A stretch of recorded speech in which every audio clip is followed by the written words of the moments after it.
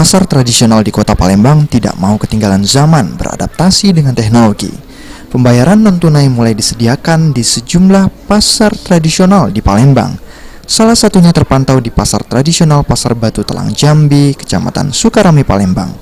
Syarofah, salah seorang pembeli di Pasar Baru Talang Jambi, mengatakan dirinya sangat terbantu dengan penerapan transaksi non-tunai ini, sehingga ia tidak perlu membawa uang cash saat belanja. Diharapkan pembelanjaan dengan cara seperti ini bisa dilakukan di segala lini, termasuk di angkot. Syarofah juga menilai banyak keuntungan yang didapatkan dengan penerapan transaksi non-tunai ini.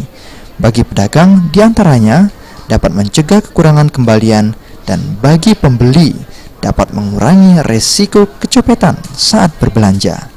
Bu, ibu tadi belanja apa bu di ini bu? Oh banyak, ada bawang, cabai, mangga, Tapi tadi kami juga tidak bayar tidak pakai duit cash ya bu ya? Iya, kebetulan tadi kehabisan. Jadi terima kasih terbantu ada QR. Menurut ibu kayak mana bu? Lebih mudah dah bu dengan QR ini bu? Lebih mudah, lebih terbantu. Dijelaskan Wulan, pengelola Pasar Baru Talang Jambi, transaksi non-tunai sudah diterapkan sejak awal September ini.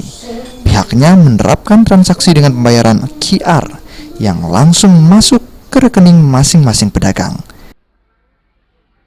Mulai bulan ini kita sudah menerapkan digitalisasi itu dengan bentuknya pembayaran QRIS. Jadi semacam non tunai lah bisa dikatakan begitu. Jadi pengunjung yang berbelanja sekarang tidak perlu membawa cash atau uang tunai. Jadi sudah bisa di tap gitu kan.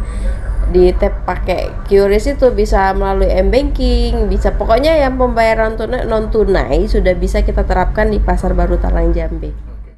Irawan, PAL TV.